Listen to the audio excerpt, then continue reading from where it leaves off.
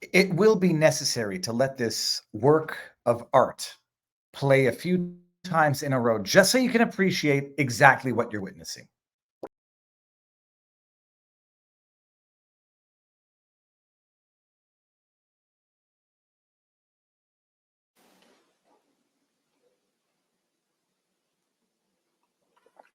I like my coffee dark.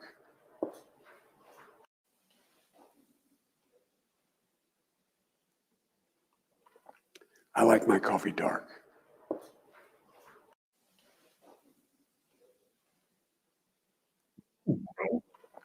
I like my coffee dark. I thought it was a joke when I first saw it. I like my coffee dark. Do you want to know what is on the list of the top 10 things I don't want to hear? It's Joe Biden doing ASMR, gulping down whatever. Listen to the gurgle in the throat. Listen to this. Wait. I like my coffee dark. I like my coffee dark. What the hell is going on? I thought that was a joke. I thought that was satire. I thought it was a deep fake AI. Posted on Joe Biden's own Twitter feed or POTUS. I forget if it was POTUS or Joe Biden. I like my coffee dark because it's the dark Brandon meme. Because the presidency of what was, maybe still is, the most powerful nation on earth, a beacon of light in a world of tyranny, the greatest experiment in democracy or democratic republics, we'll get into that today, has been reduced to a meme of a joke of a leader so corrupt, everybody on earth knows it. And the only way to distract from it is to go full throttle, destroy your political adversaries, persecute them for crimes and allegations, alleged crimes that you yourself have committed. I like my coffee dark. I like my coffee dark. Oh, that's, hey, you know what else? Here, Joe. Forgot to show this yesterday. I got this in the mail. Flush the turd. Joe, you become a meme of a joke, and in so doing have reduced the highest office in the land to a meme of a joke. I'm not even going to let Trudeau block the face of my beautiful dog. We've got one heck of a show today. For those of you who don't know, Garrett Ziegler, Marco Polo. I had listened to Garrett Ziegler. I didn't actually put the name and Marco Polo together until recently when I'm doing my due diligence on the guest. You may have heard him on such Twitter spaces as anything pertaining to the Biden crime, what is being referred to colloquially as the Biden crime syndicate. Holy crab apples. He produced the book, the memoir, the dossier, the full analysis of the Hunter Biden laptop from hell and all the correlative corruption. We're going to go over it today, but just welcome everyone into the show. Just some classic highlights, people. Classic highlights from the interwebs, because we know when they persecute someone so hard. Trump, endless. And I've never realized Trump is the biggest criminal America's ever seen. Joe Biden, Hunter Biden, not so much. Everyone is equal under the law. No one is above the law. Nancy Pelosi. Listen to Eric Swalwell. Listen to what he has to say. Congressman, what would a second Trump term in the White House mean for the rule of law in our country? Stop. What would a second Trump term mean? The other way of explaining that statement, what would it mean if Trump is reelected? What would it mean for the rule of law? It would be the end of democracy. Trump being reelected would be the end of democracy. So we have to do everything we can to make sure that Trump cannot get democratically reelected in order to preserve democracy. Swalwell and Zelensky might have a little more in common than they actually He know. tried once to overthrow an election that he lost. Confession through projection. It would Confession through. Remember that 3.5 years of Russiagate bullcrap? be, Wolf, the end of our democracy if Donald It would be the end Trump of was our able democracy. to get back into office. Congressman, what would a It second would be the end of our democracy if Trump were to be able to get back into office through the election process, the Democrat process. All right, I see my guest is in the back. I'm going to give him a few more seconds to set up. The ground rules for the day, for those of you who are new to the channel, where have you been? We start off live on YouTube and Rumble, and then we go over exclusively to Rumble, because Rumble is the free speech platform with which I have exclusivity. We are also simultaneously, let me make sure we're still good, they're streaming on Locals, vivabarneslaw.locals.com, where Robert Barnes and I have an amazingly wonderful community. Are we good here? Everyone is above average at our vivabarneslaw.locals.com community. You get amazing information there. There's a ton of stuff that's available for everybody, supporting and non-supporting members alike. If you so choose to support, $7 a month, $70 a year, although some people actually willingly contribute more to support the work that we do, that's a great place to do it. If we see any super chats, YouTube takes 30% of those things. So if you want to support us, me, the channel, vivabarneslaw.locals.com, the greatest place to do it. But you can also do it on Rumble, where they have Rumble Rants. Rumble takes 20% of those things. Ordinarily, for the rest of the year, they take nothing. And then next year, they're going to take their 20%. That's how you do it. Am I on the good mic? It sounds like I might actually not be on the good mic. Ooh, that would be frustrating. I'm not on the good. Now I'm on the good mic. Doesn't matter. At least we didn't get too far into this. What was I going to say? That's it. All right. So we're going to go live exclusively. We're going to move over to Rumble sooner than later. The link there is in the pinned comment. And just make sure it's in the pinned comment. Yeah, wrong, Mike. I got that. I'm an idiot. Link to Rumble's in the pinned comment. vivabarneslaw.locals.com. No medical advice, no legal advice, no election fortification advice. Let's get down with the corruption. If you don't know who Garrett Ziegler is, you're going to know. We're not going to do a whole delving into childhood, but I'm going to ask a few questions. Ready to come in, Garrett? 3, 2, 1. Thumbs up. Sir, how goes the battle? Thank you very much for having me. Well, okay, so we've never met in person, but I've heard many a Twitter space with you. This is a first. So for 30,000-foot overview, I won't ask too many things about childhood getting up. We need to get into the infinite depth of corruption that you have. If you haven't exposed it, at least you've cataloged it. Who are you, for those who don't know who you are? So I worked in the Trump White House for 2 years for a gentleman named Peter Navarro. And after that, after the soft coup, I organized a small nonprofit research group primarily to go through the contents of Hunter Biden's abandoned laptop. And we took a long time to write a comprehensive report on it, 644 pages. I sent you a copy. It chronicles every violation of state and federal laws on the device. And that's why, as an attorney, I wanted you to go through it, because it's really, like you said, cataloging precisely what he did wrong. So one of my pet peeves is people who talk about this, and a ton of people do, they very rarely provide specificity. So, we actually delineate between what is, quote, influence peddling, meaning disgusting, immoral chumminess, but that which doesn't rise to the level of lobbying or FARA violations. And so, you and Robert, I think, would appreciate this report almost more than anyone, because half of my year in 2022 was spent looking through the U.S. code.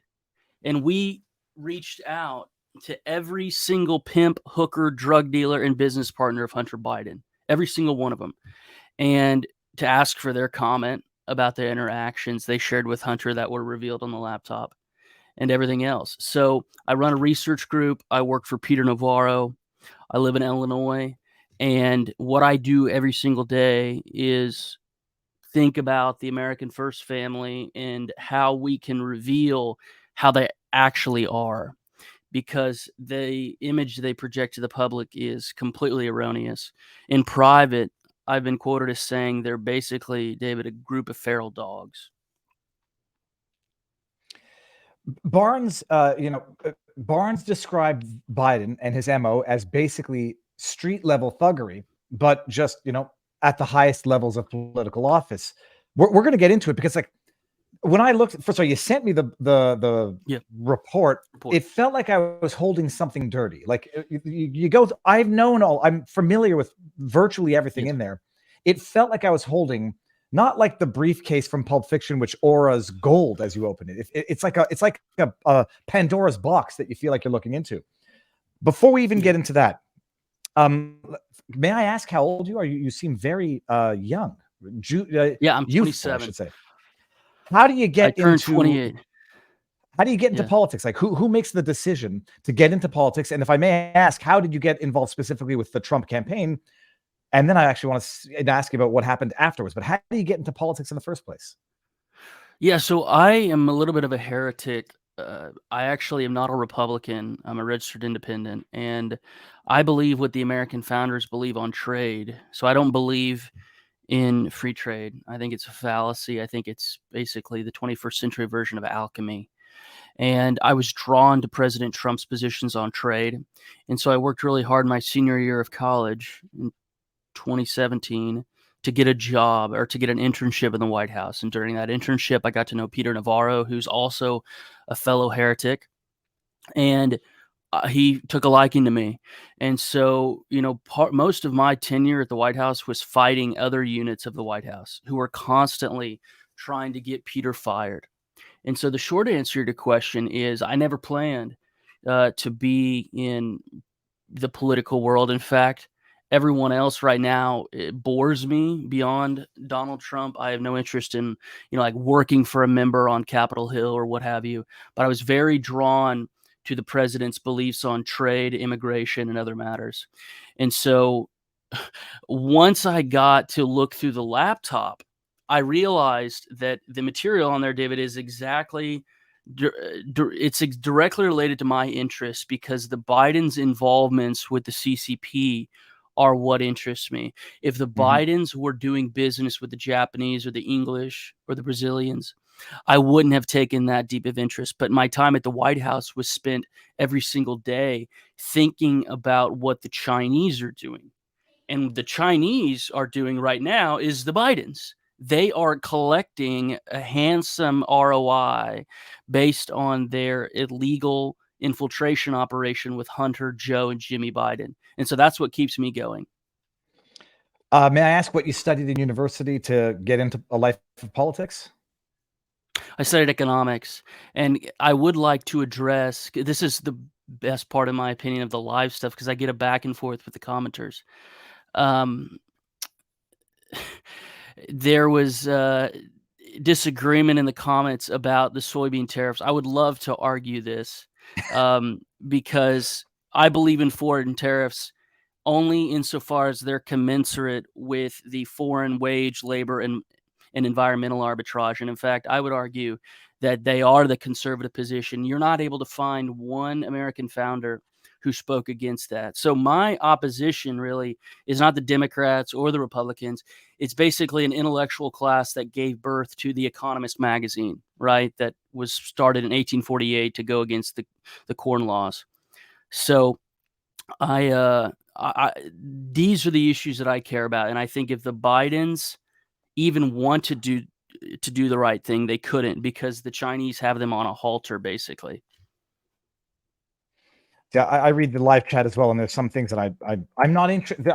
There's some stuff in the chat that might be relevant for discussion. Yes. All right. So you study economics, you get involved in Trump. How does that happen? Does somebody pick you? Like I don't know what they do. Like say you want to join the Trump cabinet, and you say absolutely. Well, I wasn't on his campaign other than volunteering and knocking on doors. I was just purely informal supporter of his campaign. But I had a friend, a fellow small town kid from Illinois, get a job in the White House. And I said, I'm still in college. I really want to work with Peter. Well, ironically, he couldn't get me in with Peter during my internship. So I had to go in another division. Doubly ironic was the fact that I was in a division that Peter was fighting at the time. So I actually agreed with Peter, even though the division I was interning with was opposed to him. And so I told Peter that I would love to, Peter was a college professor for 30 years. So this is a little bit of an atypical. The way the political system works in the United States is not the way I did it. Basically, there's people who spend their whole lives in Washington and then get jobs at the White House. Peter was from Irvine, California, and taught at UC Irvine for 30 years. And so his experience was having, graduate assistants and people under 30 working for him. So our office was 4 staffers under 30, and we were a decade younger than everyone. And it was fun as hell and a lot of fighting. It made me a little bit more pugilistic. And we got to work for Peter for 2 years. And Peter was atypical, David, in that he actually believed what the president believed. And you've talked about this, the personnel was bad during the first term. All of our problems now, or 80% of them, are dealing with bad personnel decisions in the first term. So I think that my path, if you would, is a little bit atypical because I did this as sort of like a holy war to stop what I believed was the economic rape and pillage of the United States with our trade deficits, and most importantly, even more than the nominal deficits every year, was the intellectual property theft. And maybe at the end we could talk about, Canada has been completely infiltrated by the CCP. We actually cite a Canadian author in our report in 3 different footnotes because he's done a lot of research on Ye Jianming. I don't agree with everything he does, but his name's Sam Cooper. He wrote a book called Willful Blindness. You heard of this? Nope. It is a phenomenal book. Yeah, he knows a lot about CEFC, which is the company at the center of all of this. There's Burisma and CEFC, and those were the 2 firms that hired Hunter as their foreign agent. Okay. No, I say the stuff I know about the CCP infiltration of Canada and Canadian politics, we're now seeing in terms of exercising influence and donations through the Trudeau Foundation, liberal candidates. There's a close military connection, which I would imagine would piss off an ordinary administration of a country bordering with Canada when we're training Chinese CCP soldiers on our territory for wintertime combat. There is also the same issue about buying up real estate, buying up natural resources up in Canada. All right, now hold on a second. Before we go over to Rumble, because it won't change anything on our end. How often do you get that you look like a young Harvey Dent? A couple of times. Usually, I'm hated so vociferously in the United States that I usually get made fun of that I look like that guy. I can't remember the cartoon. Maybe it's Family Guy, who has the big jaw, or Lord Farquaad. Oh yeah, for sure. Okay, I see that so actually. it's A little always, bit of the neighbor, it's always and negative Family Guy. comparisons. Well, I happen to think Family he's Guy. got a very nice chiseled jawbone. Okay, you know what? We're going to do it right now. Let's end on YouTube. Come over to Rumble, people. The link is there. Here it is one more time, because we're going to get into the thick of this. Ending on YouTube in 3, 2, 1, now. All right. So first of all, what was it like working with the administration? And then what was the heartbreak when the most fortified elections in American history that could not be questioned until they could only be questioned recently went down? Like, what did that feel like? But what was it like working with the administration?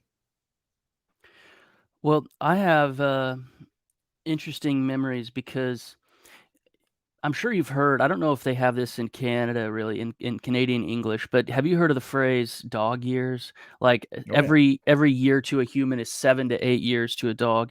Well, that's what the White House is like. It's like dog years for humans. So those 2 years feel like 15 years of my life.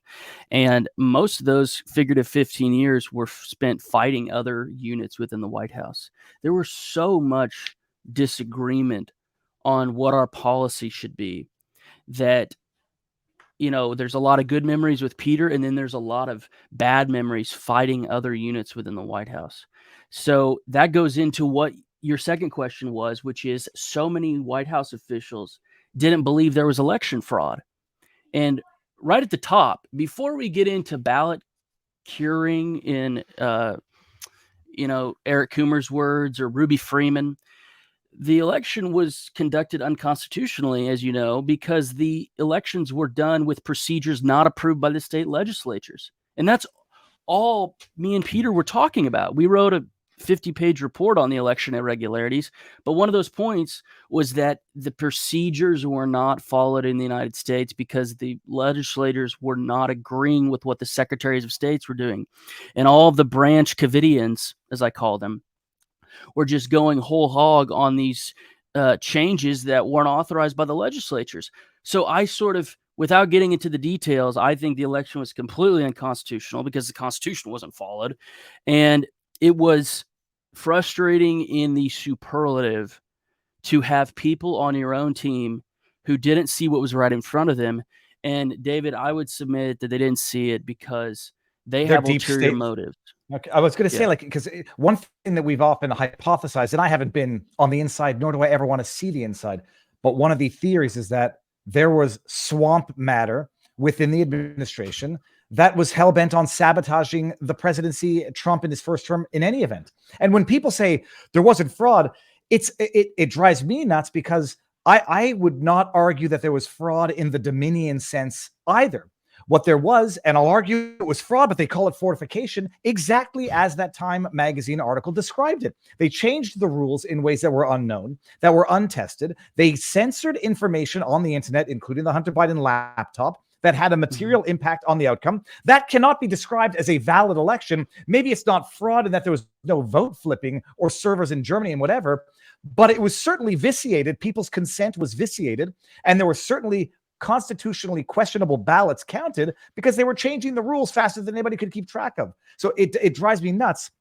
But part of the theory is that there were a lot of people in there who didn't want Trump in there to begin with because he was bad for everybody. He was bad for the swamp. That was your very theory? well stated. There were so many statutes violated in each and every state and federal laws that it's really a cornucopia of statute violations. And, I didn't think we had the best attorneys fighting the fraud, to say the least. But, it's as if you're a doctor, or more accurately, a surgeon, and you have this open wound and there's a ton of gangrene in the open wound and you're trying to pluck out, or it's like that kid game Operation. So there are good people within the administration, but that Operation game dictates that you have to be very precise with your incision. And there was so much gangrene. And the reason why I've stayed obsessed with this Biden laptop, as you mentioned, is because it was material, significant enough to change the outcome if we had a legitimate process. And I can't get over it. I believe Joey is a complete fraud, and I've just had a long memory. I mean, every single day I wake up and I think he's a fake. I think that he couldn't even get out of his basement. He's a geriatric. So I've been committed to nothing else, basically. And the operation is so vast. You talked about the deep state. Joey's entourage is 4 to 5 dozen deep. There are people whose entire sustenance, prestige, jobs, access, recognition is tied to his fraudulent political office from Syria. If I may add, and correct me if I'm wrong, not just their past and present, but their futures. Like, everybody knows how this works. You get your speaking fees if you play ball. You get your future job offers and positions on boards if you play ball. Nobody likes somebody who doesn't play with the current administration.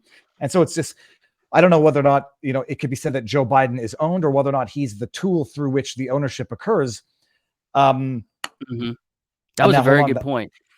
And if I may, the staff that I alluded to earlier that didn't believe there were election fraud, and this is not my opinion. This has been written about by other people. So it's an established fact that people wanted to play ball, David. The other staffers wanted to get their jobs at McKinsey. And that's why I think our dossier, which hasn't been found to have one material mistake in over 9 months of being released, they don't really know how to take me because I haven't played ball. Like, I'm not affiliated with the RNC. I'm not affiliated with the Trump campaign. And so they're always afraid that I might come out against them or find something that they're doing that's corrupt. And so whereas I moved back home, I'm 10 minutes from where I was born in the middle of Illinois, and just sort of have a normal life again. I'm not in DC, whereas 80% of the Trump staff has now went into lobbying firms, tried to get big, law clerkships. Like, they're basically Bush types who were in the Trump administration. And I'm not like that. I'm actually a true believer. And so I think that, ironically, has somewhat hurt Marco Polo, because we're not looked at as sort of a secure Republican research group, if you will. Like, our research cuts lines. Well, and not to be judgmental, and I'm not repeating it because I agree with it. I'm just repeating it because that's how it's said. Is that Marco Polo has been portrayed as a conspiracy theorist, partisan hackery of a website. The dossier, you're a nutcase. Everything has to be disregarded. It's smear campaigns. It's Russian disinformation. And I know you get that all the time. The question I had, by the way, I just want to, before I forget, 81 million votes. Again, that they may have been tabulated. Yeah, I'm sure there was 81 million pieces of paper that had a certain vote on it and a certain unmatched or unverified signature. The question was how. 2000 Mules did a good job explaining the how without getting sucked down into the red herring of the Dominion voting machines. It was a fortified election, because fortified is just being used interchangeably with fraudulent or vitiated or unconstitutional. All right, now this is the question. When is the first time that you become aware of the Hunter Biden laptop? Were you aware of it before it was public knowledge? No. Okay. I was sort of looked at as Peter's White House guy. So I wasn't involved in the outside machinations. Like, I didn't even meet Steve Bannon or Rudy Giuliani until after the election. The first time that I got my hands on the device was October 31st, 2020. I went over to OAN, and all I had on my phone notes was a list of like 30 search terms. I didn't go in there with a big plan. All I wanted to see were, and this was after hours, if there were certain search terms that were relevant to the election in the laptop. And once I went through it all on the 31st, I was blown away. And this was just a copy that OAN had. I didn't get a physical copy then, but I made a mental note on that 31st of October that whatever happens, this is ripe for a thorough exposition. And I'm a total nerd. So I'll sit with the thing and I'll go through every single email. And one thing your audience may or may not know of is that we've put all of the emails and photos online. BidenLaptopEmails.com has all of the emails. Everybody can go download them so that you have the original metadata, and everybody can go look at the photos. So we're really creating a permanent and this, I didn't know this when I was sitting down with it on October 31st, 2020, but it's beautifully come together, and that's thanks to the others on my team. But one of our goals is to create a permanent repository of this unbelievable data where you have FAR violations, money laundering, sex trafficking, solicitation, a conspiracy to commit bribery. I mean, these are direct from the statute language. I'm not extrapolating at all. You mentioned, David, some of the hate that has been spewed towards my group. None of it is ever substantive. It's at the bottom level of ad hominem attacks. It's just that they don't like how I look or how I speak or what I believe, but nobody will actually take apart the analysis we've done. And so it's supremely frustrating. You discover the laptop at the same time as the New York Post story. It's October 2020, correct? Well, yes, the Post story dropped on the 14th, and I obviously read that with great interest, but I didn't have the chance to look through the device until the 31st of October. And, all right. Yeah. And so October you're looking through it. This is now, I don't know when we discovered or when we were told that the FBI had this very same laptop for about a year. The circumstances surrounding the computer guy divulging this or giving it to the FBI, like some people had suggested, as if it changes anything of the substance on the computer, although it might allow people to have some conspiracy theories, that the computer repair guy was a partisan hack who was looking for an excuse to get into the computer because he knew it was Hunter Biden's and then weaponized it. Do you have any knowledge on the circumstances regarding the computer repairman's accessing the computer, why he disclosed it afterwards? Yes, I do. We cover it in a couple of pages on the timeline, and Hunter's attorneys have actually deposed me for over 9 hours about this very topic and other things. The computer repairman was sort of this apolitical, legally blind, albino kind man who ran a one-man shop in Wilmington. And the reason why he started to look through it was that the 90 days that was stipulated in the work order was up. Hunter didn't come and pick up the device. So he's sort of a Boy Scout. His father and grandfather served in the military. And so he wasn't disillusioned with the FBI yet, whereas if I had this, I would have been. So he actually went through the proper channels. His dad went to the Albuquerque field office. They blew him off for a couple of weeks. And then somebody from the Baltimore field office, Wilmington resident agency, reached out to the son, met with him the Sun recounted how Hunter never picked up this device. He signed a work order stipulating that after 90 days, it became the property of JP, and he gives it to the feds. In his loving naivete, he believed that that evidence would come forth in the Trump impeachment scam #1, because the emails clearly show a pressure campaign to get Shokin out on behalf of Burisma. So it's directly related to impeachment #1. Once JP saw that the FBI was sitting on it and not doing anything, he finally reached out to Republican congressmen and senators in the late spring, April and May, this is in our timeline, of 2020. They didn't do anything miraculously, disgustingly. But in August, he reached out to Rudy's attorney, Robert Costello, and we just wrote a letter to the judge in Hunter Biden's plea case. My group, Marco Polo, did with Costello and Giuliani, asking the judge to reconsider this. And if we had any impact on her at all, I couldn't be more proud. So Costello gets this, Rudy gets this, Rudy gives it to the Post, and a couple weeks after that, I go through it. But this entire debacle, I'll call it, of the chain of custody is been completely clear from the beginning. JP put out 5 videos in the winter of 2020, right after the election, going through the exact timeline, saying, Hunter went into my shop April 12th, 2019.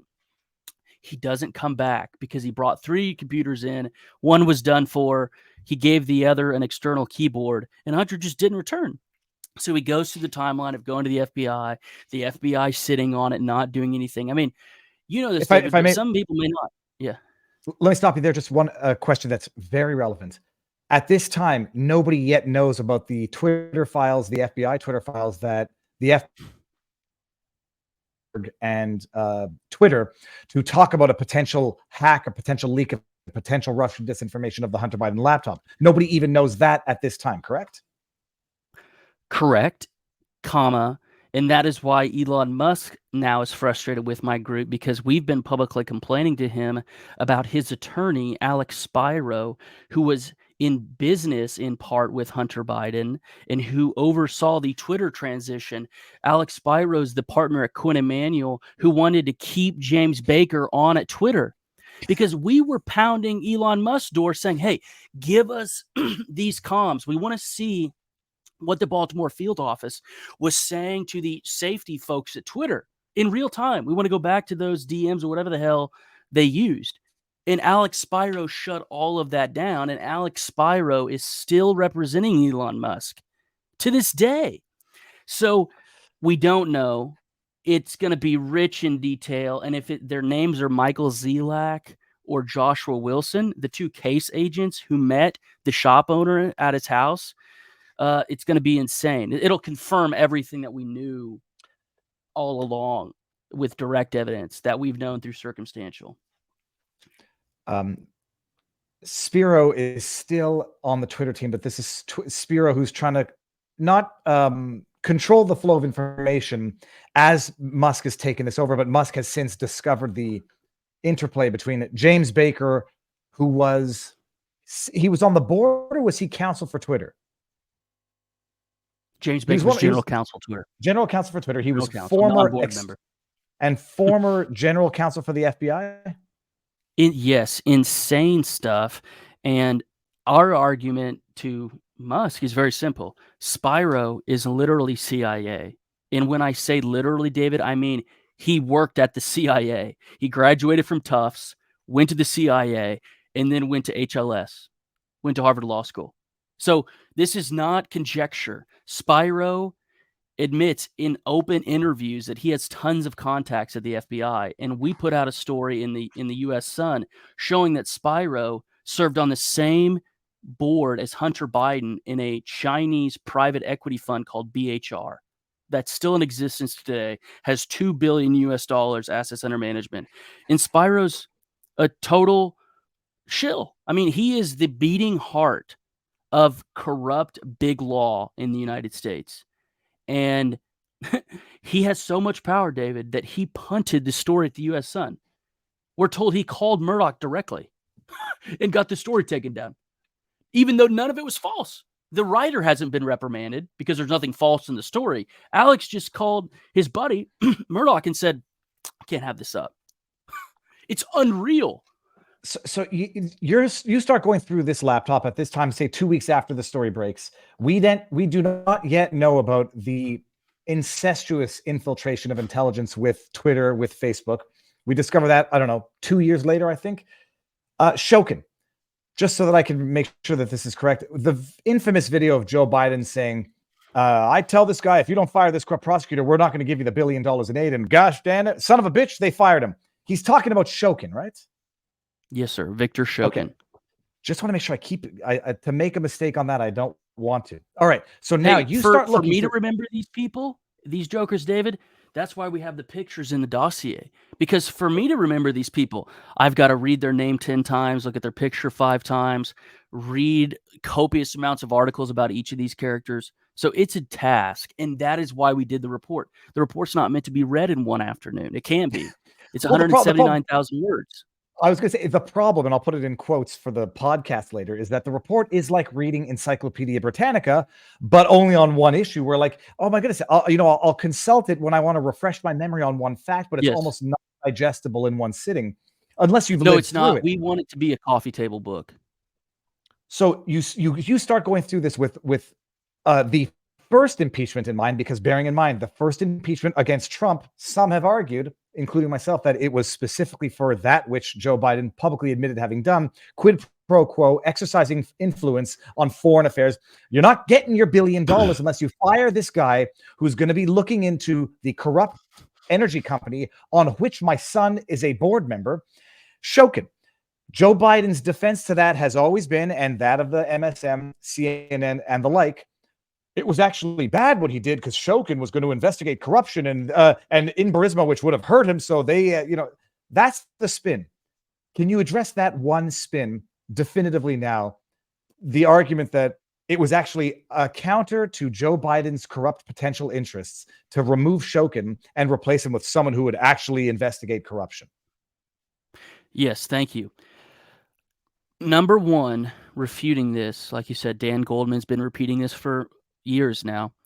We have an interagency memo that was released by John Solomon at Just the News that shows that 2 weeks before Joey was on the phone with Poroshenko in the first week of December 2015, we have an interagency memo approving of the job that Shokin was doing. Because what they do say, David, all the time is the Atlantic Council wanted this, the EU wanted Shokin gone. All Joey was doing was effectuating standard U.S. policy. It's not the case.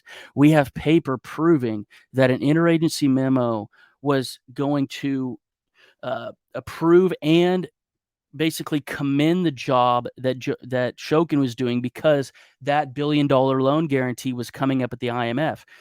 I can post a link on Twitter after this talk showing the memo, because I've been pleading with the Republicans, who can't keep much of this straight, to bring up this memo in the hearing, because it totally goes against what Dan Goldman and everybody is saying. I'm focusing on Dan because he's been sort of the lapdog for Joey in the last 2 weeks. Well, I made the joke. Dan has become the iteration of I loved it. Adam Schiff for this, because Adam Schiff was the one spouting the egregious lies during the first impeachment. I saw smoking gun evidence of it was lie after lie after lie, and maliciously so, because he knew that nobody could contradict his lies without violating confidentiality provisions. He can't do it a second time because everybody knows he's a liar. In comes Dan Goldman, pathological. Sorry, carry on. Well, no, I think everybody should be aware of this interagency memo.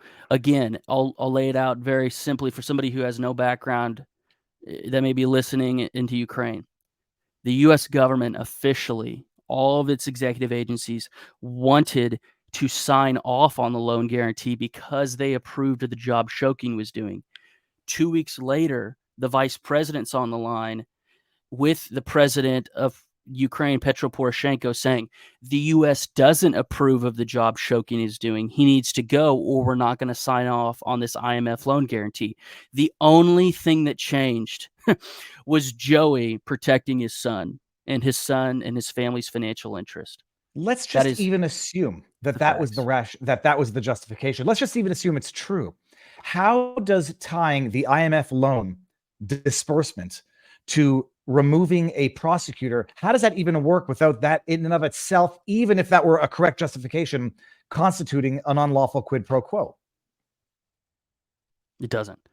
This is precisely why Trump scared them. The Icarus analogy doesn't fit completely, because I don't ever want to think of Ukraine as this shining bright sun, but Trump in his Icarus ways got a little bit too close to the sun here, where in the perfect call with Zelensky, he mentions, number one, the CrowdStrike server, which starts so much of this hoax, because if we can prove, which we know of, that Russia didn't hack the 2016 election, that there was no DNC hack, it was an inside leak.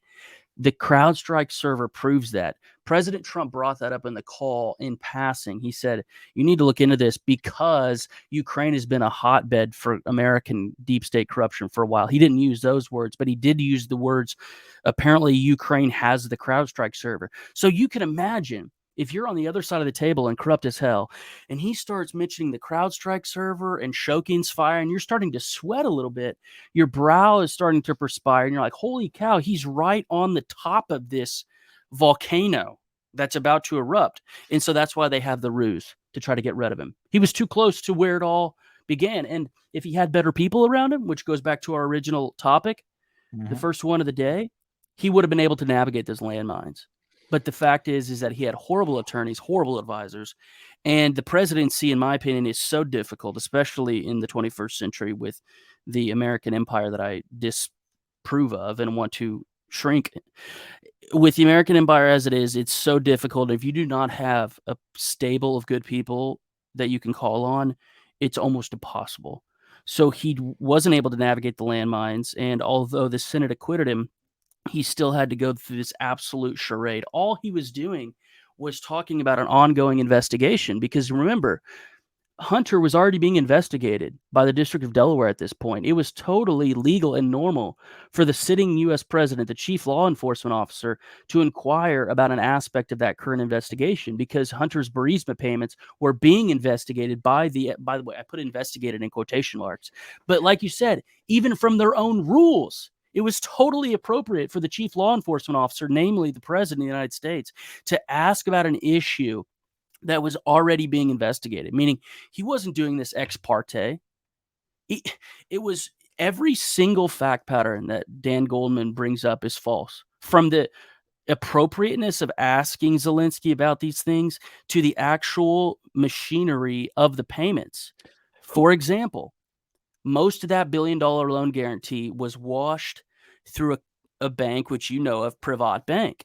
And there is evidence that Kolomoisky, who was the beneficial owner of Privat Bank, was the oligarch behind Burisma.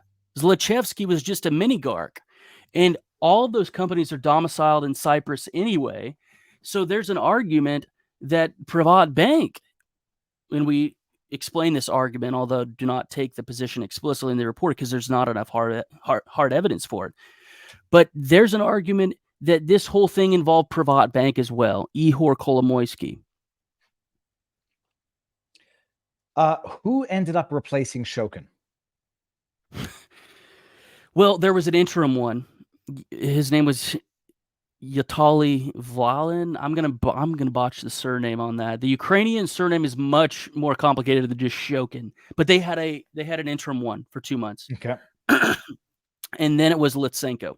So the long-term net effect was that the investigations of Burisma were shut down. They used an American attorney for that illegal FAR violating scheme too, John Beretta, who needs to be deposed by the Congress yesterday. I keep telling these staffers, get John Beretta in, because he is in our report and he's central to all of this. He's central to being the American-based lawyer who strong-armed the Ukrainians the entire time, because they wanted plausible deniability.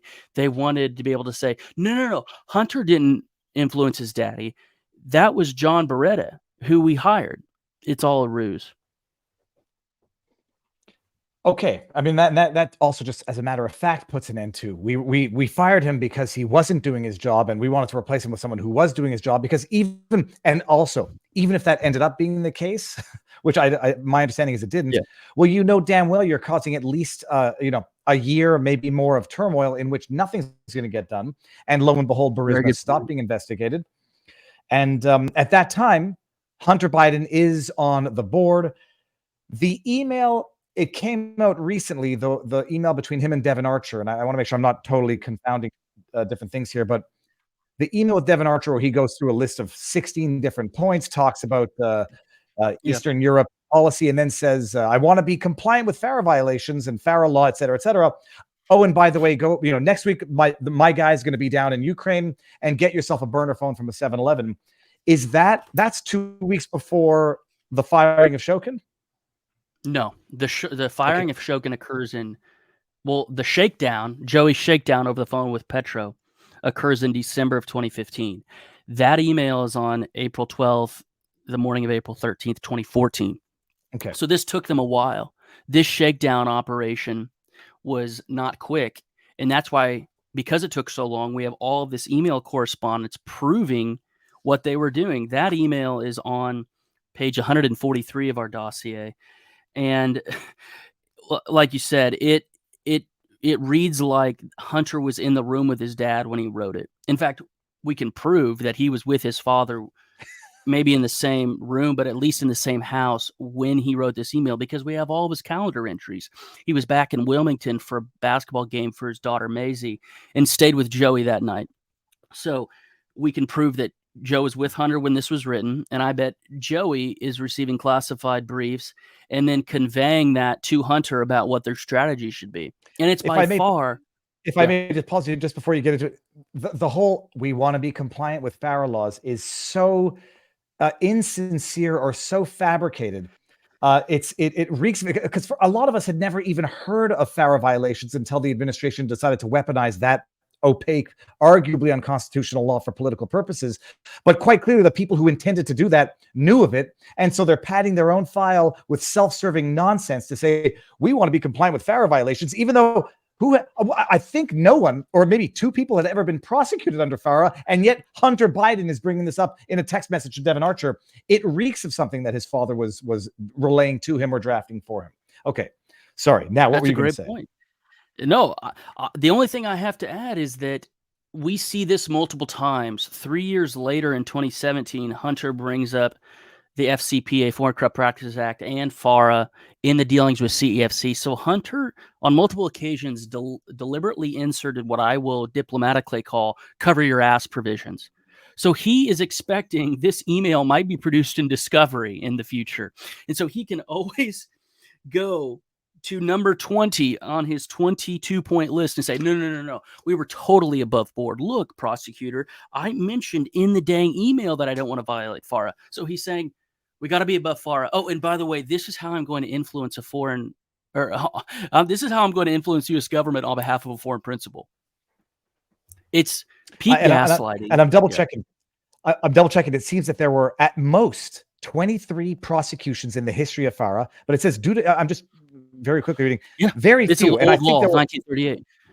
Yeah, and it says there has not been a single conviction under FARA, and yet Hunter Biden is just patting his ass with his own. This, I want to be compliant with FARA, wink, wink, because we're going to use this or have used it, and we'll continue to use it to weaponize it against our ideological adversaries. So let's go ahead and protect ourselves against what we know that we do with others. Oh, it's confession through projection to the next level. But okay, yes, sorry. You mentioned that at the start of the show. It is, and you know why I think most people aren't convicted on it is because they don't have this much primary source evidence. David, even if every one of your listeners hated me and hated how I talked or how I presented things, they can't argue with Hunter's own material. All I did was play with the Rubik's Cube long enough. I played with a single Rubik's Cube for over a year and produced this thing with the help of my team. But they can't argue, by the way, not one email has been proven to be false. Not one. We put all of the metadata out there. It's all real.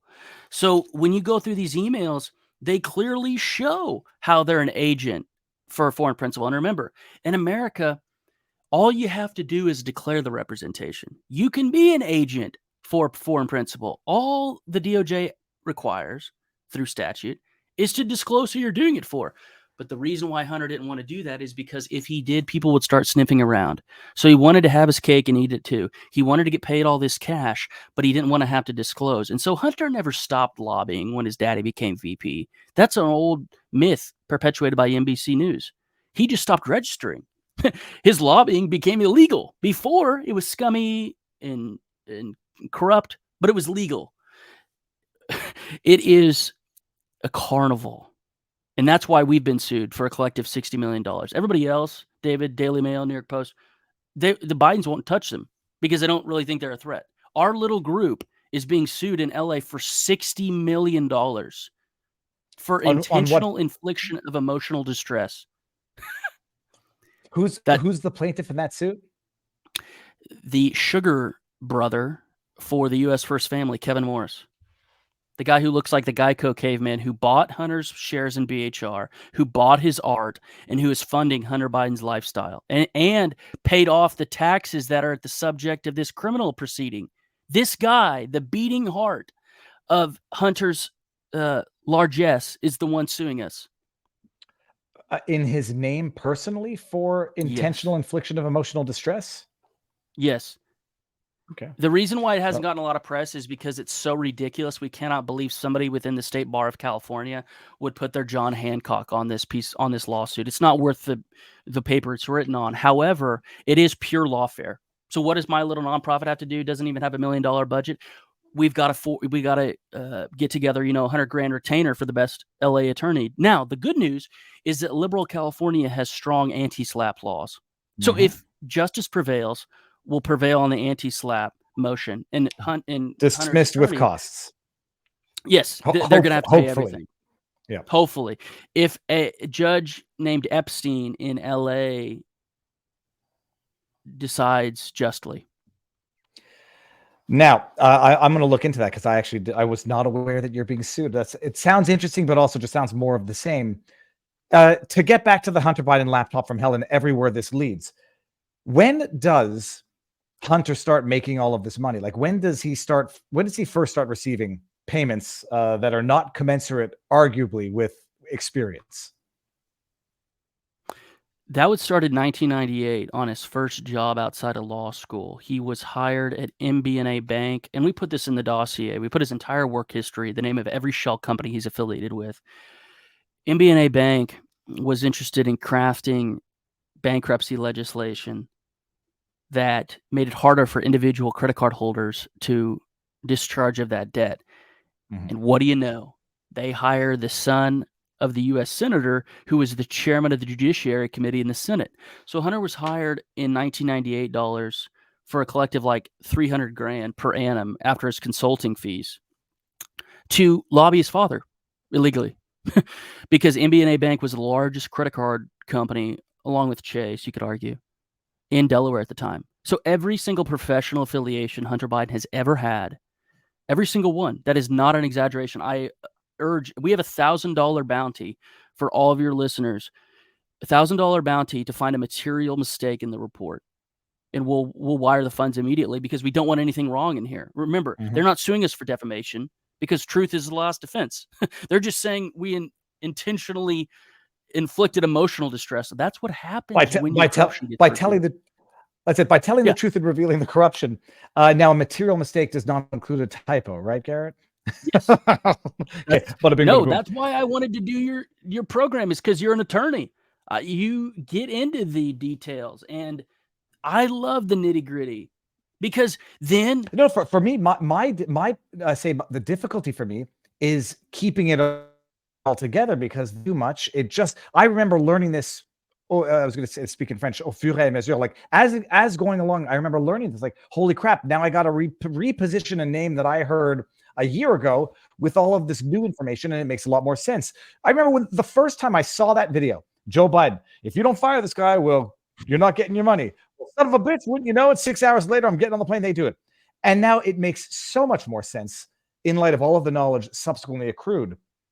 And I like the idea. I mean, I hadn't even thought about this, but like every one of Joe Biden's, Hunter Biden's positions has been disguised lobbying. And people say, well, that's just politics. What are you going to do? But we get into the crux of it with Burisma. Now, the Pharaoh, the Burisma allegations of potential violation, the idea is that Hunter Biden was doing nothing more than lobbying for Burisma. They put him on the board. He has direct access to his dad.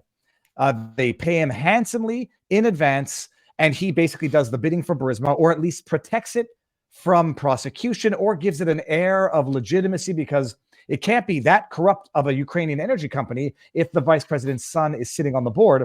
What other companies might he have had this same relationship with? Well, definitely BHR, which is the Chinese private equity firm that Hunter owns 10% of. Now his sugar brother, Kevin Morris, who's suing us, owns that 10%. Because why? Well, we kept pestering journalists to ask Psaki about this on the stand. And so finally, after we kept bugging them for 9 months of the first 9 months of 2021, he offloaded it to his sugar brother. So there's BHR. There's Rosemont Realty, which Devin Archer talked about in the limited hangout interview with Tucker, meaning that interview with Devin Archer, like Devin Archer's testimony, was extremely underwhelming to me. Devin Archer knows he's handsome. He knows he's charming. This was, I think, a way to satiate the right without talking about any of their crimes. They didn't mention one really crime during the interviews in either the Congress that Devin Archer committed. So now Devin Archer is being able to be hailed as the hero when in fact, he's a white collar felon, straight up, been convicted by a jury of his peers. And it allows him to play the role of the hero, and it's a joke and makes me mad. But the list we have is MBNA Bank, Biden Belair Lobbying Group, CEFC, Burisma, BHR, Rosemont Realty, Rosemont Capital.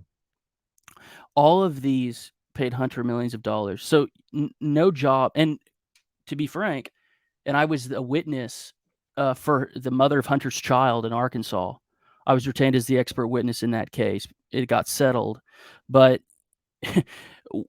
the art scam now is another version of lobbying. So everything he's done has been either registered or unregistered lobbying. And don't take my word for it. Business Insider, unrelated to me, don't even know the writer. They revealed that a Democratic donor and a member of Joe's administration bought Hunter's art. Liz Naftali or Naftali bought Hunter's art. Naftali. Yeah. Yes. Yeah, here we go. go. Yeah, the buyer of Hunter's art was appointed to a commission that Eric Schwerin, Hunter's former partner, was appointed to when Joey was VP. We have email correspondence of Eric Schwerin getting a clear quid pro Joe. Meaning this Eric, was Hunter Biden's gallery sold art to the Democratic donor friend who was named to the prestigious commission, and it was Naftali. I talked about this it was at least a week ago. Let me just find her name. Naftali or Naftali? It's Naftali. Here we go. Elizabeth Hunter Hirsch. sold art to Elizabeth Hirsch Naftali, Democratic donor appointed to the prestigious federal commission. You call it, or you use the term lobbying, and I just, to me, it's more like laundering. But I guess lobbying is the non-criminal way of describing it. This is advanced. It is criminal based on the please statute elaborate. Language. Okay. Well, the statute that governs lobbying is 18 or 22 USC 1603. And so with the report, we go into exactly what email correspondence describes what they were doing and how they're advocating for their interest without registering as lobbyists. And so to sort of, I think, to go where I think you're going, it is absolutely illegal. And what they should do, if they care about transparency, is release the names of all the buyers. But they won't do that. Just like Hunter wouldn't register for FAR, because if they do that, it invites scrutiny, and hiding all the names of the buyers allows them to evade that scrutiny for a time. Although there'll be more buyers released. But it only hides the name. It only hides the buyer from the lowly hoi polloi in the general population. People are not buying $500,000 Hunter works of art so they can hide them in the basement. Everybody within the community knows exactly who buys it, who owns it, who's hanging it up, like the Bill Clinton picture painting in Jeffrey Epstein's house. They know damn well. Amongst themselves, they know damn well. It's not for the purposes of retaining anonymity. So now, all of those companies, you got, I mean, Burisma, we know. The Chinese company was called, it was the letters, BEMC? CEFC, and CEFC. What was the other one? Rosemount? What was one that had the word mount in it? What did that company do? So this was just brought up in Devin Archer's interview with Tucker Carlson. Rosemont Realty grew out of a New Mexico-based real estate empire called BGK, run by another twice convicted white-collar felon, Eddie Gilbert. And what happened was all of the Heinz Kerry money was put into this fund, and Christopher Heinz, Kerry's stepson, and Devin Archer were running that fund.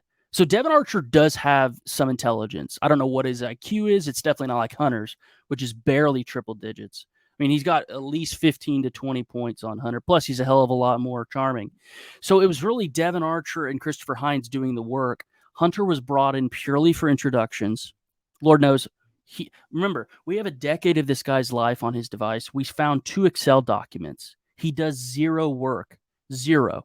All he does is introduce people in person and over email and makes millions of dollars for it. Like his, and all of the other extracurricular stuff, which we're going to get to in a bit. Yes. So the Heinz and Kerry money was central to this. The Rosemont scam, if you will, in my opinion, it is a scam for one reason. They sold that above market rate to a Chinese state-owned enterprises. And now it's called Gemini. The company is still in existence. It's basically now a Chinese state-owned enterprise, has a majority share in a real estate conglomerate now based in LA. And the characters in that charade were, as I mentioned, Christopher Heinz, Devin Archer, Eddie Gilbert, Dan Burrell, and of course Hunter. He was on their advisory board. And what are they doing? They're buying up real estate and helping the Chi-Coms buy up commercial real estate. Literally, it's economic treason. Economic treason. And they're all lining their pockets in the meantime through retainers, monthly salary, et cetera, et cetera. Okay. And again, without this is going to be not the buyer's paradox. Without inundating too many people with too many names, that's the essence of it. We're going to get to the big question, which was, we now know my guy was Joe Biden. We always knew the big guy was also Joe Biden. So where does Joe Biden's, not his knowledge of his son's business dealings, his implication in his son's business dealings come into play? Robert Barnes, just to add a little preface, Robert Barnes says, this was never a question of Joe Biden looking after his son. This is his opinion. It was never a question of Joe Biden making sure that his downtrodden drug addict of a son would have a job and income for the rest of his life. This was to redirect it back to himself at the end of the day. And his son was that mechanism. The 10% for the big guy, contextualize that for everybody. And how did Joe Biden get his cut out of all of this? Allegedly. Well, those are two different questions. The 10% for the big guy is a line out of an email from an English businessman named James Gillier. And it was a proposed equity breakdown for their joint venture with the Chinese company CEFC. And so that's the answer to the first question. But to the broader question, this is what Hunter did throughout. Joey's name is not going to be on the formation documents. When the Democrats and the leftists in the United States got their list of talking points from the Atlantic Council and CFR, figuratively, they said, well, Joey's name is not listed on any of Hunter's businesses. No, we're not alleging they're that dumb. The mob when didn't you say even do Joey, when you say Joey, you mean Joe Biden, right? Yeah, the 46th right, fraudulent president. That's what his family calls him, and I respect him personally so little. And I think he's failed upwards his entire existence. He's a total fraud. And Well, so we do know we that have documentation of the plagiarism. We know that he plagiarized or derived inspiration a lot. So, okay, sorry, no, just so everybody understands, there's no other Joey in this. It's Joe Biden, who his Yeah, name wasn't Joey. on the incorporation documents, not a director, not a shareholder. I mean, as if Yeah, of course. that's how stupid. Not No, even- that's how stupid they think not people are. It's even- like, oh, sorry, go for it. No, I don't think I could say it better than you did. They're even 80s mobsters who owned pizza parlors as front companies and shipped people's index fingers to their enemies. They weren't stupid enough to put their names on the formation documents. It's like, well, I looked up a Delaware LLC and Joey's not on the list. No crap. What they did was very simple. Hunter was on the hook for Joey's living expenses. We straight up prove it. Emails prove that there was a joint bank account between Hunter Biden, Eric Schwerin, and Joey Biden. His firm paid for Joe's second iPhone, his burner phone, so Hunter could always get a hold of him. That phone was exclusively for Hunter and Joey. So if Hunter ever needed Joey's muscle in a pinch, he could get a hold of him, not have to go through the official White House channels. The Secret Service didn't harden the phone. It was a clear national security risk. It's probably bugged from multiple Five Eyes countries. Their operation was, like you said, Hunter was the bag man. So Joey's not going to be listed on the official documents, but Hunter is going to pay his living expenses, be on the hook for house payments and everything else. So Joey doesn't declare it on his taxes. Hunter doesn't declare it on his taxes. It's tax fraud because you got multiple thousands of dollars going to Joey every single year without declaring it as a gift. Joey's filing fraudulent returns, and we have him on this statute every single year because he releases those tax returns. So it's tax fraud. It is FAR violations. And because it's FAR violations, it's money laundering. And again, this is all laid out through emails, text messages, WhatsApp messages, pictures, screenshots, audio messages that Hunter used in the voice memos app on his iPhone, and videos. So it's not speculation. Let me ask you, if you could, people, without all of the evidence, the most striking determinative pieces of evidence to substantiate what you say, because I think I know which ones you're referring to, but the FAR violations, I don't think we need. I don't think we need much more of the crash course. Page 199 is the subsection under business-related crimes. It goes unreported income and gifts, and it goes through entire emails of how Eric Schwerin had joint bank accounts. These were bills: 2,000, 2,600, 1,200, 1,400, 475, 969 joint bank accounts at Wilmington Trust. This was all things that Hunter was to pay. Straight up. Would they say that in the email? So what it was an under the table arrangement. And that's why the left wing won't have me on. I've offered to Dan Abrams and all these people to have me on their shows is they don't want to get in the weeds, because if you get in the weeds and read these English words in the emails, you cannot come to a different conclusion. Hunter was the bag man. This arrangement is proven by AT&T statements. And remember, Hunter was getting divorced in the end of 2016. And so we have his monthly auto pays breakdown because he has to produce this to his to-be ex-wife's counsel. So he's got to give an accounting. And so it's straight up. Joey is to get this money through what? House payments and joint bank accounts. It's through in emails. No, and it's through the monies earned, procured to Hunter. It's for an influence peddling firm.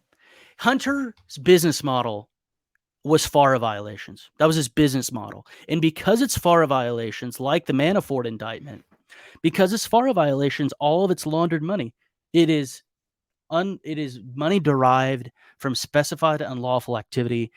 When they took Manafort's homes and his cars and everything else, they used the statutes that we're listing here. So in the height of irony, they said Manafort was the crook.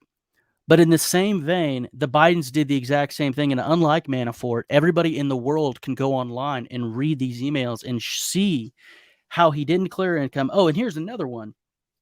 You know, Hunter accepting this is a conservative evaluation of the diamond, but an $83,000 diamond that he's never accounted for from a Chinese oligarch, and then he lied to his wife about the possession of said diamond during their divorce litigation.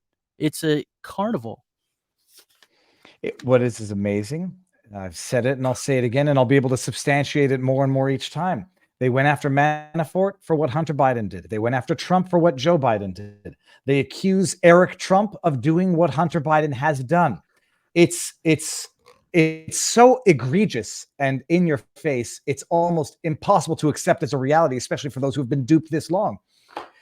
Yes. Okay, well, let's get into, so that's the Hunter being the front man or the bag man or whatever the expression is for Joe. Yeah, well, let's get into okay, let's do business. Well, we're doing the business related crimes right now. Well, that's what I was saying. We set up the dossier to be 3 big sections, right? In the order of importance that we think the American public should pay attention to. So I think every single American citizen is affected either directly or indirectly, large or small, through the business related crimes that Joey was involved in. The next section is sex related crimes because Hunter committed sex trafficking. Absolutely indisputable. We have the airline tickets. We have pictures of them before they left California and then when they're in New York giving Hunter a foot job. And we have proof. Let me stop you there. I'm going to stop you there. Bear in mind, who did they go after for alleged sex trafficking? Now I'm going to forget his name. Come on, the guy. Gosh, Julian Assange. No. A Republican congressman. What's his name? Oh, Matt Gaetz. Matt Gaetz. Oh, geez, I'm brain farting. They go after Matt Gaetz for that which somebody else definitively did. So let's hear the evidence on that. And I appreciate what you're doing here. Like some of the crimes, the financial crimes, Pharaoh violations are of national, international interest because they are. Yes. They basically could compromise national security. Although some might say evidence of sex crimes could be equally compromising of national security for blackmail, extortion purposes. So the sex crimes. What are the examples? And to quell a conspiracy theory, some people were saying that there were minors on the photographs on that laptop. My understanding is that's not the case. So explain what you mean about sex trafficking and whether or not it involved minors. We do not have evidence on the laptop that Hunter sex trafficked minors. The women that he trafficked were from ages 18 to 22. So they're very young, younger than his daughters grossly. But on pages 233 and 234, we literally list the when, where, who, and what.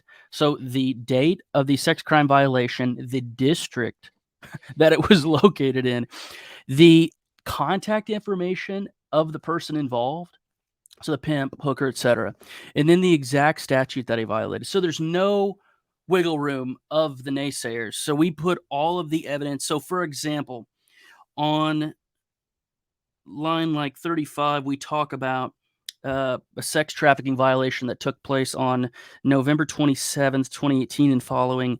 He trafficked a poor woman, 19 at the time, named Joanna Rush, from California to Connecticut, and then they drove down to New York City to stay in the Lombardi Hotel. It's a clear violation of 18 USC 1952 BI 1 2422A, which is the Mann Act, and then New York Penal Law 230. These are statutes. Yeah. The reason for that is it doesn't have to be a minor in order for it to be a sex trafficking crime. Of course. And any person that moves another across state lines for the purposes of prostitution is guilty of a federal felony. This is exactly what Ghislaine Maxwell was convicted of, and R. Kelly. Ghislaine Maxwell, my friend Kenakoa, Eric, he wrote a piece showing, using our report, how Hunter violated the Mann Act just as much as R. Kelly and Ghislaine Maxwell did. It's insane. This was brought up in the testimony from the 2 IRS whistleblowers, Gary Shapley and Joe Ziegler. So we go through all the sex-related crimes. There's 191, and these are state and federal laws and regulations.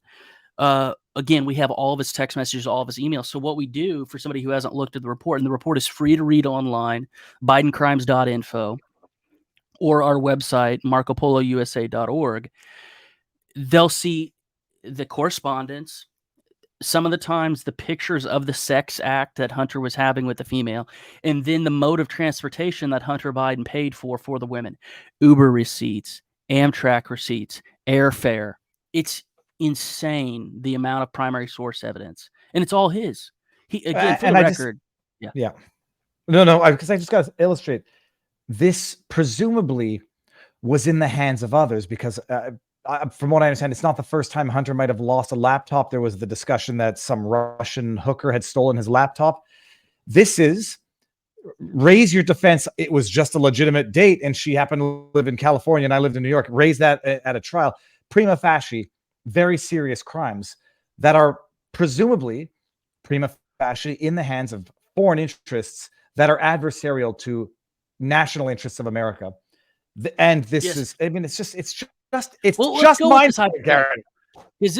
This is really those hypotheticals are really fun for me because when I wrote the report, I had to take stuff out because other people on our team, an attorney, an accountant, a digital forensics guy, were always the monkey on my shoulder saying, what if they put up this defense? Where is the plot? They were always, and justly so, looking for the plausible deniability angle. What in this gives Hunter plausible deniability? What's in this report is those situations where Hunter has no plausible deniability.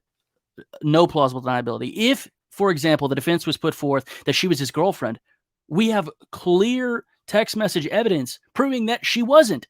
Hunter would solicit them online, then get their contact information to put in the airline traffic fields. And then we have the email notification going to his burner account, droidhunter88@gmail.com, with the airfare. So there's no wiggle room here. In fact, we give him the benefit of the doubt in the case of Hallie Biden, who was his girlfriend, and he did pay, right? The Hunter Biden dated and slept with and filmed sex videos with his brother's widow. This is the American First Family. And this is not one of those, wholesome Old Testament situations where the woman doesn't have any kids and the guy is single. Garrett, I was literally going to add that as a joke because in Judaism, you're supposed to marry the widow of your brother. Yes, if you're single, and she is, right? Because the only thing that stops marriage is death and desertion and adultery, etc., in terms of divorce. But the level of carnal satisfaction that he experienced over the course of a decade is Nero-like. When I've been to 13 U.S. states, I have 37 to go by the end of 2024. When I go on my speaking circuit, which is our great grassroots events, I literally just have a projector in my laptop going through the dossier. There's the thing that gets the reason why I'm bringing this up is the thing that people are awed by is the amount of primary source evidence. So everything that you and I are discussing, like this situation on November 27th, 2018, this is not conjecture. You literally see with the genitals blurred out. You literally see the foot job with the airplane ticket in the report. There's no extrapolation. We say, for example, on page 254, and I won't, just hear me out. Minutes later at 11:05 p.m., Hunter solicited sweet cakes, and based on the female's text messages, Hunter submitted his phone number on a forum, Sweet Cakes Used. This is her hooker name. She said, "Thanks for responding." After some logistical back and forth over rates, the female, whose code word was Brazil, directed Hunter to a now inactive website where he could examine several naked photos of the female, in quote, before deciding on next steps. So we literally have the URLs of these hookers' websites and profiles, Hunter patronizing those websites. And then we have the Wells Fargo email receipts proving that he paid them for sex. And again, let's say that this is just a Republican congressman's son.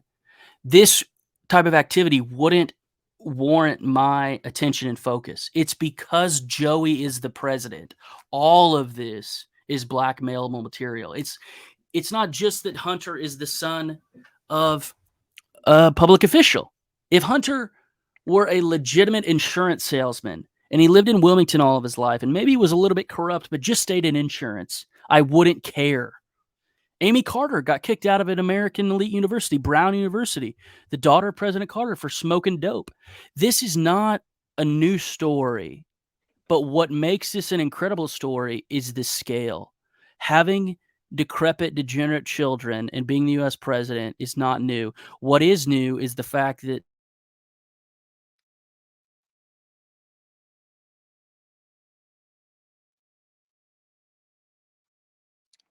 My computer just froze.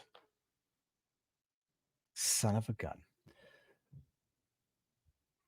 Now, I don't know if Marco Polo, I don't know if Garrett disappeared or it's my connection. hello. Yeah, sorry. Okay, I didn't know if you disappeared. My internet's been acting very shoddy, but I think this is you, right? Okay, hold on a second. Is Garrett back? Let me just go to locals and see if it's me or Garrett. Can you hear me? I can hear you now. Can you? Okay, Viva is good. Okay. Garrett, it seems that the deep state has had enough of you for the for the day. I'm joking. Hit refresh on your computer if you can hear me say this. Let me see here. I'm not reading that. We can still see Viva. Weird. Okay, so it's not my internet. Yeah, I'm gonna let Garrett refresh here. Or maybe do I kick him from the studio? Okay, no, Garrett, I can still see you now. Oh, he's out. Okay, he'll come back. And Garrett looked like he all of a sudden. Now, at least it's him schwitzing this time. Everybody, who I think about, can I hear everybody's proverbial jaw hitting the ground right now? Not even proverbial, I guess. Internet, digital jaws hitting the ground. All right. While we're doing that, we will be taking this exclusive to locals afterwards. But everybody, in the meantime, 4,191 people watching and 373 thumbs up. Hit that thumbs up because it drives me a little crazy that we're not the featured video on Rumble. I say that tongue in cheek. I'll wait for Garrett to come back. There he is. Okay, he's back. Garrett, blink twice if you need help.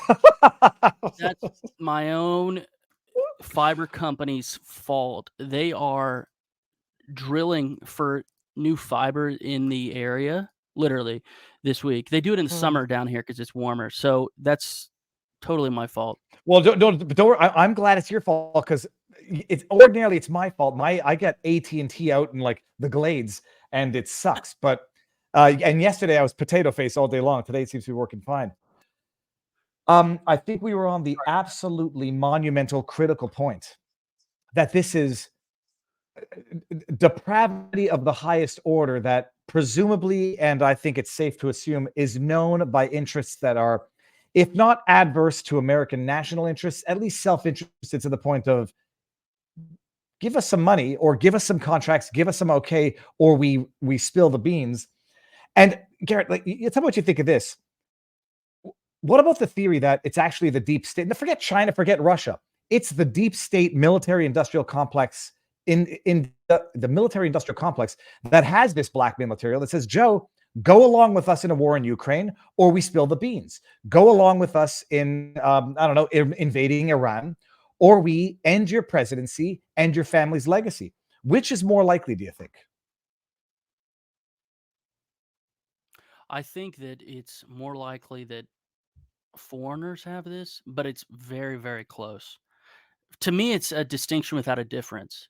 The overall thesis is the same either way, which is even if Joey wanted to do the right thing, even if he were honorable, woke up tomorrow and actually wasn't corrupt, he couldn't do it because they have him. I grew up around horses and cattle. You know, they always have halters on them. And Joey has a halter on him right now. And if anybody thinks he is misbehaving, they will yank that halter, and it, you know, on an animal, it really hurts them because it's right under their chin. And that's what we have right now. We have a situation where beyond election integrity, which I think is the most important because it allows you to rectify a terrible situation. The issue that matters more than anything to American citizens, and you could argue the Western world, is that the U.S. president is compromised. There is no other issue that matters more than that. And I get very animated and passionate because if he is compromised, there's virtually nothing you can do to rectify that beyond voting somebody else in because he doesn't have your best interest in mind. He doesn't. From Ukraine to China, he won't even talk about Chinese intellectual property theft. Let's say somebody's a Ricardian neoliberal and they hate tariffs. I'll even, for the purposes of argument, grant that. Maybe you hate tariffs. They should at least hate intellectual property theft. Joey, I don't think, has mentioned intellectual property theft from the podium in his presidency, which is people used to make fun of President Trump for the way he said China. There's even a montage on YouTube of him saying China 300 times because that's what I think about going to bed every day. They're the only competitor we have in the time frame of the century. Everybody else will go away. The Chinese have 1.3, 1.4 billion people. They got complete control over them, and they're a real threat. And so I think that the U.S. president's compromised. And the reason why I think that is because there's primary source evidence showing that he was complicit in a FARA violating money laundering international scheme for over a decade. When the media says, I mean, the pivot is just stunning for anybody who's paying attention. He never discussed his son's business dealings. It's Totally bullshit. Now, Yes. totally false. Now, he was never involved in his son's businesses. Totally That false. is also demonstrably false. Was he aware, or is there definitive evidence that he was aware of his son's criminal violations? The alleged sex trafficking, the unlawful the felony gun acquisition, the drug stuff. There's evidence that he was aware of these alleged potential crimes. Totally. In their own text messages, which we released on our website, marcopoulousa.org. They discussed in detail, Hunter needed to get into a rehab. What are these payments going through? Hunter got 75 after he blew $1 million in 11 months. He blew through $1 million on hookers and blow.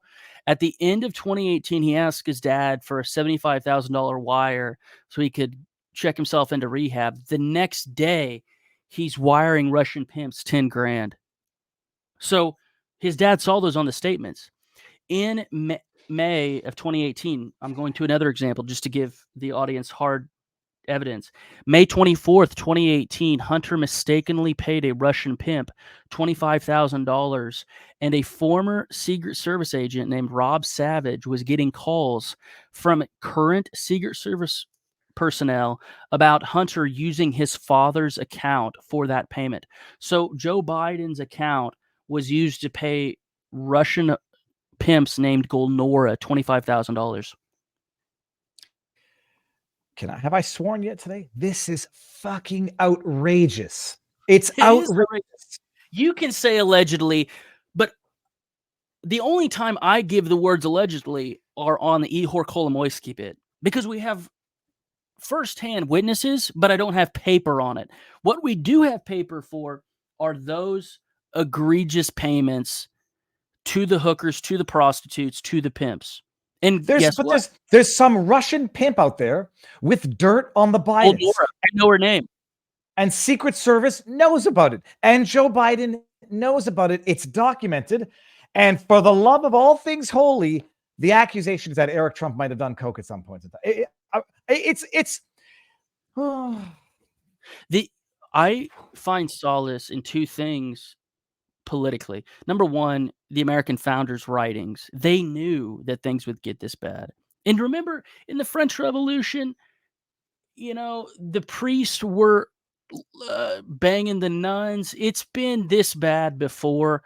But what we haven't had is the citizenry getting access to the primary source material. When the French kings had their mistresses and were basically banging 3 to 4 concubines a night, we didn't know. The hoi polloi, the average citizen, I come from a very comfortable, non-luxurious background, right? My family's been in the same county farming since 1852. We've never wanted for anything, but we've also not had any luxuries. This is the first time that people of my station have had primary source evidence of the degeneracy and corruption of their leaders. The hoi polloi had no idea this was going on when the priests were banging the nuns and all of this other stuff. The primary source evidence, though, is still overwhelming. It is still over, and we've never had this level of evidence, David, while the guy was in office. So now, decades later, we know that JFK banged his interns on his wife's bed. It's been proven. It absolutely happened. But that took about 45 years after the guy died.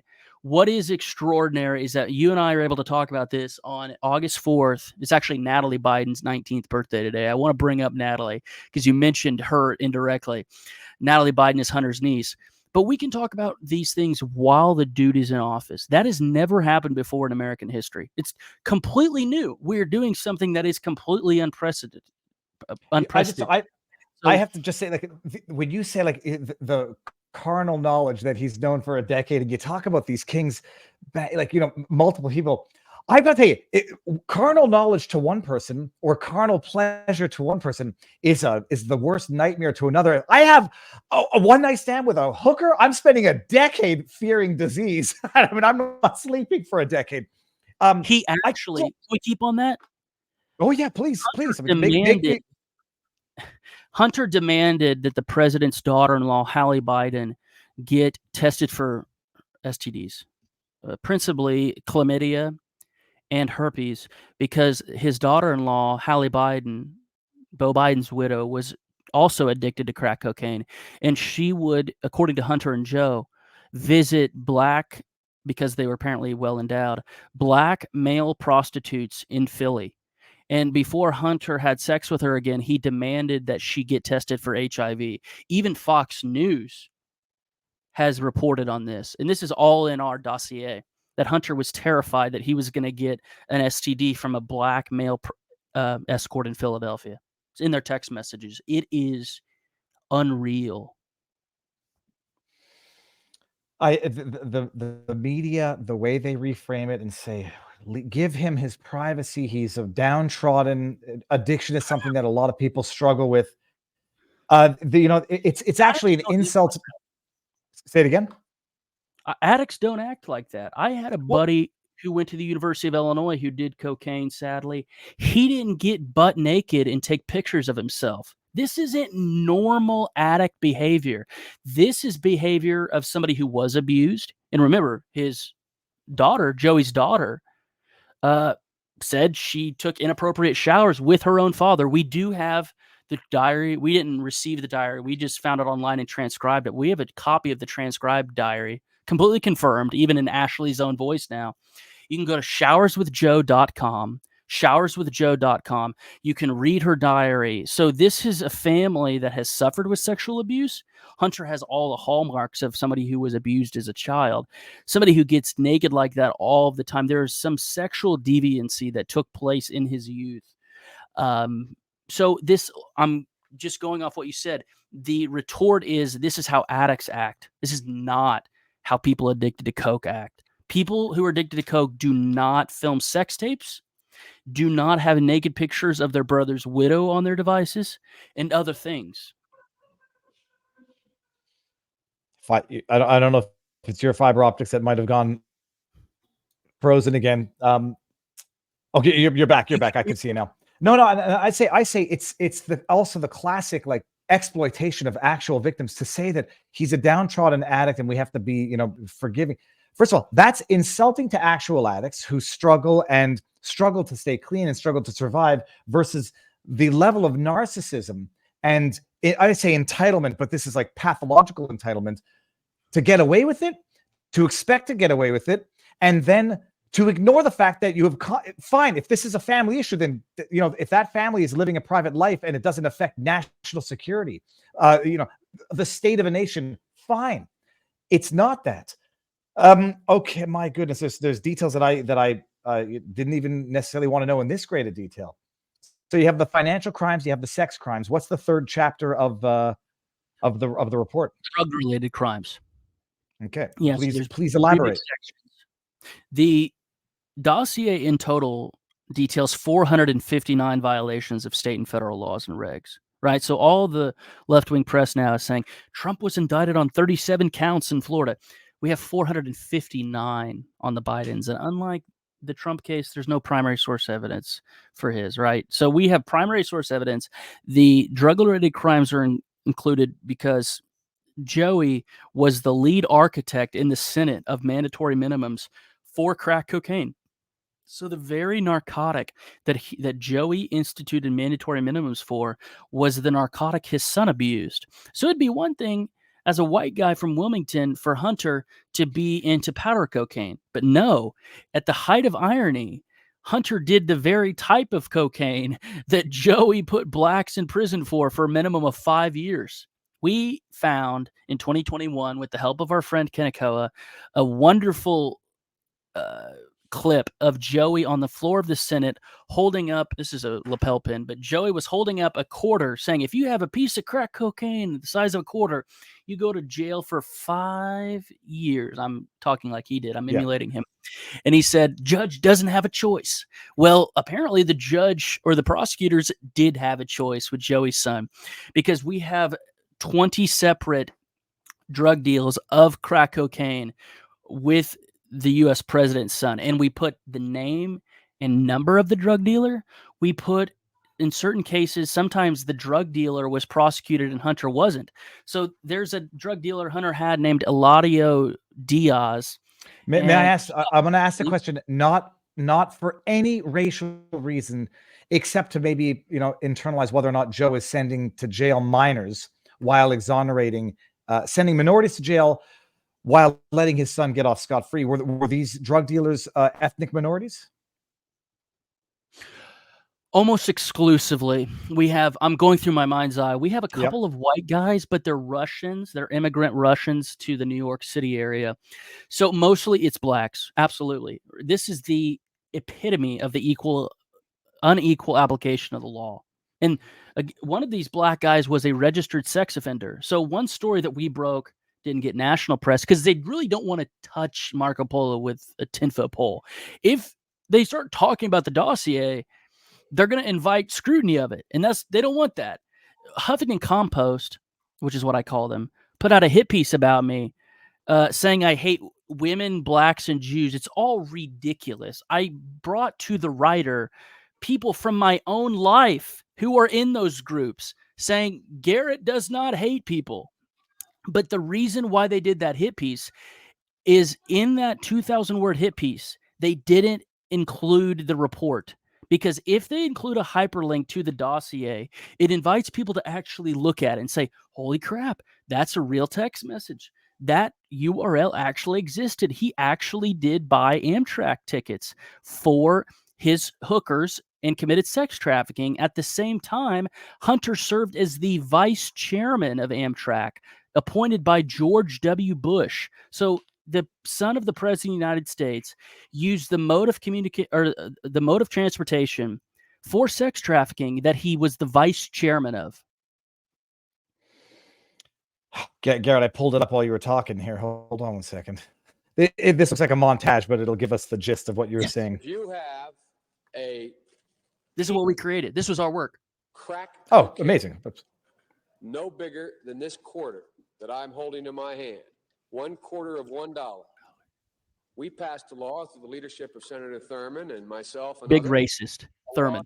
Says, Strom you're Thurmond. caught with that, you go to jail for 5 years. You get no probation. You get nothing other than 5 years in jail. Judge doesn't have a choice. Under our forfeiture This is the foot statute, job. the government can take everything you own, everything from your car to your house, your bank account, not merely what they confiscate in terms of the dollars from the transaction that you've just got caught engaging in. You take everything.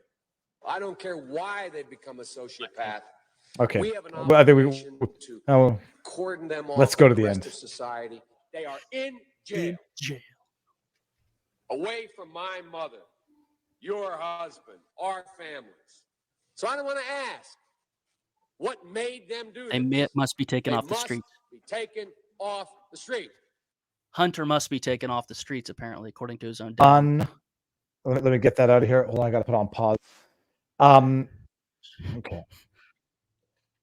Thank you for showing that. That has red pilled so many people. We have the foot job, we have the crack. Then Joey. So why do we include the drug related crimes? Because our group, admittedly, has different views on this problem, right? I'm obsessed with the American founders, and I don't think the American founders would have agreed with the DEA. Okay, so I have my own problems with this current uh, enforcement apparatus in the United States. However, the reason we included the drug-related crimes, it wasn't just because we wanted to pad the number of crimes we found. It's because it is the height of hypocrisy. Joey was the leading charge in this, and Hunter has all this primary source evidence against him, proving that he did the very laws that his dad enforced on other people, or at least enacted, which were then enforced. All right, now there's. I want to, if you don't mind, can we come over to the locals for a little exclusive, maybe a Q&A, address some questions in our locals community for another? Do you have 20 more minutes? Of course, absolutely. If Okay. they can tolerate the folks across the street putting in the fiber, and sounds like Oh, don't worry. Don't worry about that. It's still better than my internet connection 9 out of 10 times. Here's the link to locals, people. Before we go over there, Garrett, I want to bring up 2 comments or 2 Rumble rants right over here. You can see my ugly face. Lady 50-ish says, how are they getting away with all of this? Will anyone go to prison? Surely Biden is guilty of treason. Treason has to occur during a time of war, whether or not that might not be the right criminal accusation. And then Stealthy 31 says, please do questions. Yeah, please go for it. Well, I was just going to say that the history of the world is one of rape, pillage, and theft, right? So the world is, everybody has original sin. The Americans are just getting a taste of what the rest of the world has experienced for a very long time. So we are, the first purpose of our government, the first preamble of the first clause of the preamble of the Constitution is to establish justice. We are now getting a taste of the opposite of that. So is Biden going to get away with it? I can't answer. To the father, to the son, yes. Hunter will get away with it at the federal level, because even if they do away with the plea deal like we've asked the judge to, Joey will pardon him. The very last day he'll do it. But Joey may not get away with it, which is our big focus. Well, and Robert, unless I misunderstood, and I don't think I have, has hypothesized that even if the plea deal falls apart, the immunity from prosecution, there's an argument that it might still stand. But either way, good argument. We'll see. And let me bring up the second one, which was here. Yes. Hold on, I can't read that small. Please do a legal reading of the U.S. Selective Service contract to prove males aged 18 to 25 do not have the right to vote, or federal bennies. God bless and love the sun bleached highlights. I'll look into that. I'll screen grab that. I'm not sure what you're talking about there. Now, okay, but hold on, Garrett. If there's one last thing that you want to mention to everyone before we go over to locals, is there anything that we missed that you absolutely must say to the 4,000 plus people who are watching right now on Rumble that I think I might have forgotten to ask? I would ask them to read the free e-reader online. Take a month, do 10 pages, 15 pages a day, and read what we took 14 months to write. This is 179,000 words. That's all I did for the year of 2022. I'm not bragging. This is not an ad. This is a duty. American citizens have a duty to read our dossier, because our dossier is not about me. That's why it's not called the Garrett Ziegler Research Group, right? Marco Polo is not my nom de plume, right? It's just the name of our nonprofit. It's not what I go by. It is a group of guys. The others are not being named because they don't want to be doxxed. I'm already out in the open. The other guys, Abby Lowell, Hunter's attorney, who's a satanic figure, he will write to the employer of all of my teammates and try to get them fired. He's that evil. Mm-hmm. So we're not going to give them the opportunity to do that. So I think it is a duty for everybody to look at our dossier, find mistakes, and hope that I get to be able to testify to the Congress. I have a couple of members in favor of it, but it'll take them not caring about what Huffington Compost says to do it. Now I'm going to ask you the question here, and then we're going to engage in the answer in locals. Are you not afraid of reprisals in any shape that they may take? Now, don't answer it yet, because what we're going to do, Rumble, come on over to vivabarneslaw.locals.com. There's a few questions there, and I've asked our community to get their questions in if we've missed them. Thank you all for watching. Come on over to vivabarneslaw.locals.com to watch the after party. We're going to deal with some more questions. I'm going to end this on Rumble right now. Changes nothing from our end, Garrett. So vivabarneslaw.locals.com. Come over there now for more questions. Ending on Rumble in 3, 2, 1. You say read 10 pages a day, Garrett, and it's like you're reading the Bible in a sense, but it's like Satan's Bible. It's like, you read the Bible. I'm not a religious person, although we'll see if the world manages to change that. But I like biblical stories. I like I was talking. They are beautiful literature. No, they're beautiful. You don't have to believe in the more fantastical parts of religion to understand this stuff is nothing new. And the Bible, if it wasn't the first time it was iterated in human nature, it was the first time it was written down. And so, you read the Bible, the stories are amazing. They help you contextualize the evil of today. Reading this, it's necessary to understand the depravity and the evil. But my goodness, read 10 to 15 pages a day. You'll get blackpilled in a month. But Garrett, are you not people make jokes and I don't like making them because I don't want to put the juju, get that out of here. I don't want to put the juju out in the universe. Are you not afraid of reprisals in whatever form they may take from people who may, not like what you're saying? I don't fear any violence just because I live so far away in their world from a national airport that they'll actually have to work. And plus where I'm from, I'm from a very conservative county. It's like it went 87-13 Trump. So, if they try anything here, they'll end up, being pulled by their hair behind a tractor. So I don't fear physical replies. Yeah, no, the people around here will rip their intestine out. It's not like the city. Okay, so, sorry. Oh no, my father-in-law has 97 guns. Like there's nothing physically they could do. What I fear most is lawfare. And Joey could, like he did to James O'Keefe, who I know, just stage a raid. Just say, we need to get this guy taken care of and just raid my house. That's about the only thing they have left now because they'll lose this lawfare. If justice prevails in any way, they'll lose the lawfare in LA. And then they'll be like, well, he's not funded by foundations. It's all small dollar, which is why I love your locals. If you spread out the contributions, there's no power anybody has over you. If you have a couple of thousand people give smaller amounts, it's amazing because you're not beholden to anybody. We can every single day write exactly what we want to write. And if somebody doesn't like it, they can leave. But we're not funded by foundations. And I think that that's what Joey hates because if we were, he would just go after those foundations and saying, why are you funding this kid? Right? Shut him down. So I fear a raid for some ridiculous reason because maybe I worked on the election fraud reports with Navarro and Jack Smith's goons are going to say, there's evidence of a crime in his safe at home, even though it's all fictional and ridiculous. So beyond lawfare, I fear nothing. Partly because I got a very good group. I'm the youngest guy on the team. The next youngest in Marco Polo is 37. So everybody's at least a decade older than me. And I've got sort of a good fort around me, making sure that I know what the hell I'm talking about.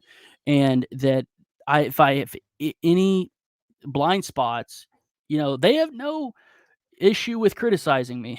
So I get my fair share of humble pie. People don't appreciate when you openly invite the public to correct you. It's not it's a way of maintaining total transparency in that you can't pretend that you weren't aware of mistakes. And so it's the ultimate audit, it's the ultimate accountability, and it's the ultimate way of also ensuring that you tax returns, right? Because we're a nonprofit. Say that again. Our nonprofit's released, or our tax returns are released. Our report's an open book. The only thing we can't reveal is the names of the people working with me because some of them have other jobs and some of them have very good other jobs. They're all smart as a tack. Some of them are executives. And so they don't want to be fired because they have wives and, children. Here, let me read. I'm going to read. There's 3 tipped questions. There's a bunch of tipped questions here. Hold on. Uppity Livestock, $5 says, so glad I can join now because Locals has fixed the volume control on the live streams. Howdy, y'all, my fellow above averagers. That's an inside joke in our community. No, I Viva. Sorry, go ahead. No, I was just going to say, I know of that inside joke. Okay. I like it. And I still got I got the graphic for the merch. I just haven't gotten around to doing the merch yet. Bill Brown says, Viva, you ready for that pig yet? MNL Hayes says, will you be testifying before any of the House investigating committees, Garrett? How does that work, Garrett? Like, how have you not been invited to testify, given that I think a court of law would recognize you as an expert on this subject matter, if that's what you ever wanted in life? Well, I have already. I've met with the committees privately, but there has not been testimony per se, in that there was no court reporter there transcribing the interview, like with Devin Archer, for example. But I've met with congressional staff from both houses. So I'm close with a U.S. senator directly. Me and him talk often, and then his staff, and then a couple of members in the House. But I'm just so jaded with most of the Congress. They don't, for example, they don't know who Eric Schwerin is, some of them. And I'm like, we put a page in this, and we sent a copy of the dossier to every single member of the House of Representatives. Some we sent physical copies because they're worth it. Some are not worth a physical copy and just get the digital version because they're, in our opinion, untethered to reason and other thing, or they're Marxists. So we sent a copy to everybody.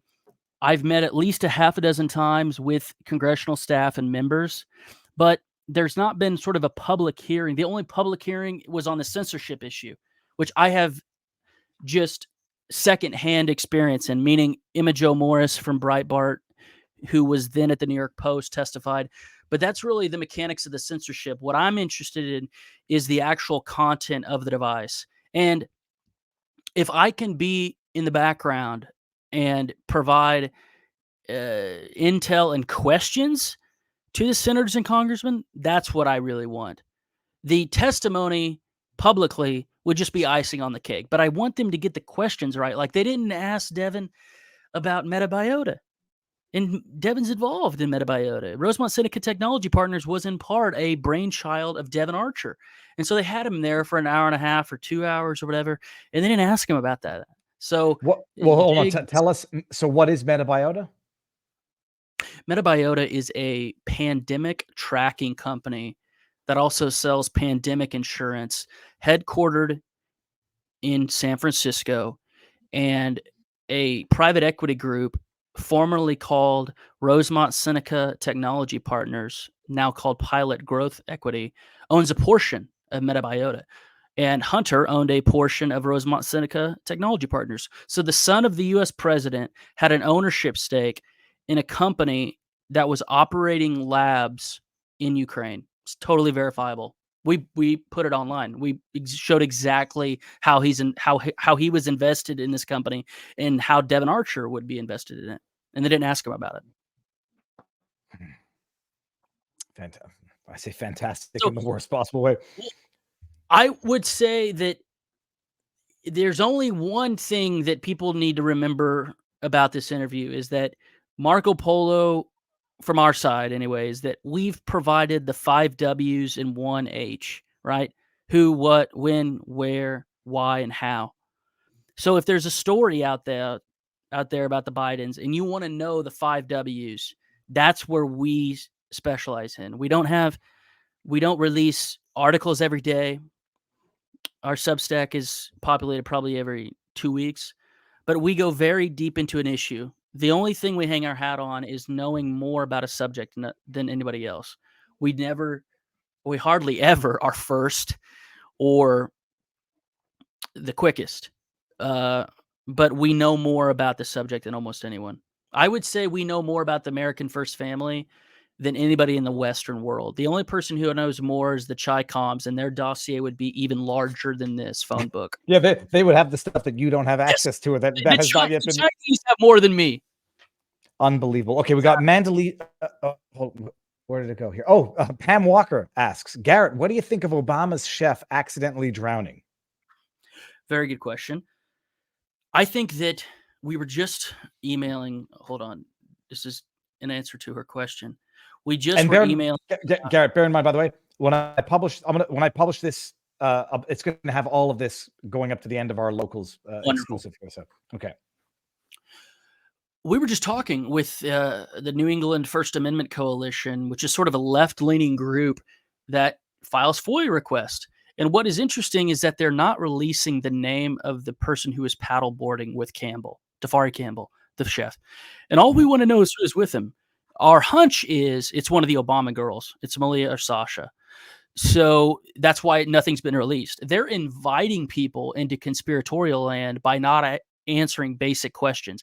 If it was not foul play, if it was just an accident and the guy drowned in 8 foot of water, then release the frickin' police report. If it's not an active investigation, who is with Tafari? We think it's one of the girls.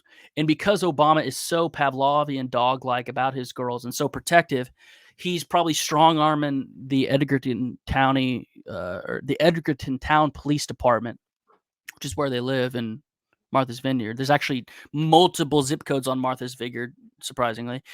But they're not releasing anything, and that pisses us off. So we're trying to work with this left-leaning group to get our hands on the police report. We think we have a source within the police. This is what we also excel in, is that we had an insider at JP Morgan send us 5 suspicious activity reports about the Biden family. And this got Abby Lowell, Hunter's attorney, to send a letter to the inspector general at the Treasury Department asking that I be criminally investigated for posting these SARs. So the Congress, right, they were able to go to the Treasury Department and view these SARs in camera, but we posted them on our website, 4 of the 170, and it's driven up a wall. I think there's 2 things that really piss Joey off about our group, and he knows us specifically, is the transcription of the diary. He hates that. And how do we know this? Because Kevin Morris told my friend through text message, the guy who's suing us, and he hates the SARs. So what have I been doing? I've been spreading the lowercase g gospel about those 2 documents. Every time somebody else runs our Twitter account, but I keep telling the guy who does Twitter, post the SARs and post the diary. Just absolutely post those like Chinese water torture every 48 hours, because the SARs lay out such a disturbing fact pattern. They list the amount to the hookers and pimps. They list the fact that Hunter used his law firm to pay hookers and pimps, clear violation of bar rules. And they list the dates. They have the 5 W's and 1 H in the SAR.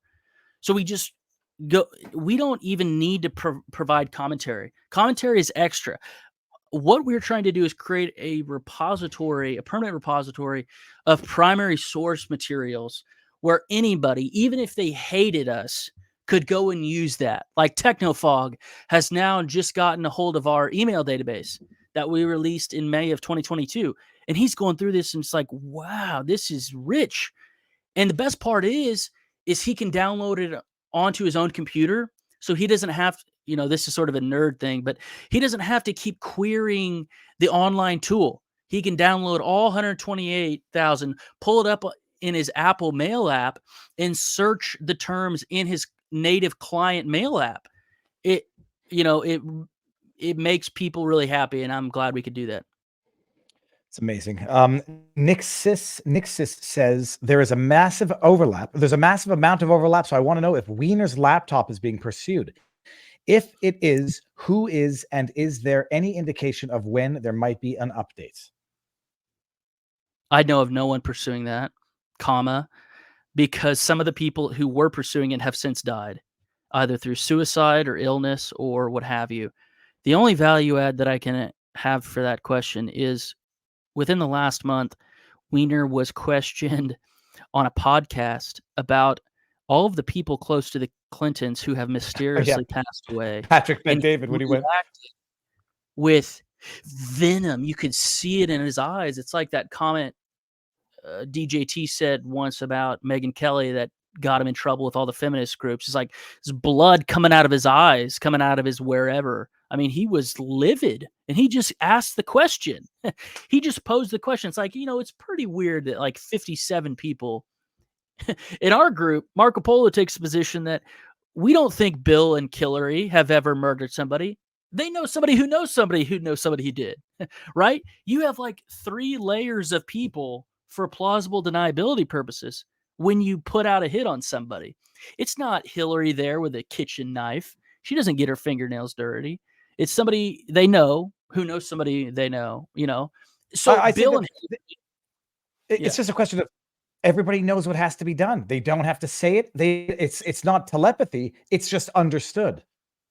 Yes. So if Bill and Hillary had to answer honestly, they could probably answer honestly that, yeah, I do not know anybody who has killed anybody. You would have to get to the third order consequences. Do you know anybody who knows somebody who's killed somebody? Oh, all right. Mandalici with a $5 tip says everyone has $5 to give. Not necessarily, but thank you very much, Mandalici. MNL Hayes says $1. Can you meet with a Gates, Comer, or other committee chairman about important questions to be asked? Please do not give up, Garrett. Remember how long it took Devin Nunes and Kash Patel with the Russia hoax. The truth needs to get out into the public sphere. And then we got Kildar 2005 or Kyledar 2005. Kildar. I listen to Viva when I can. Viva is usually muted. I occasionally forget to unmute my camera. We got Bill Brown, who's sending a picture of Templeton, his massive hog. It's a pig. Doing that for a living would ruin what's left of my sanity. Why I prefer to spoil tubby pig and stay away from humans. And then Pam Walker says, great answer. Thank you. Garrett, I'm obviously going to put the links that you want me to link in the pinned comment on both. I got to write down the memo from Solomon. Right. Okay, that go ahead. This is getting Shokin fired.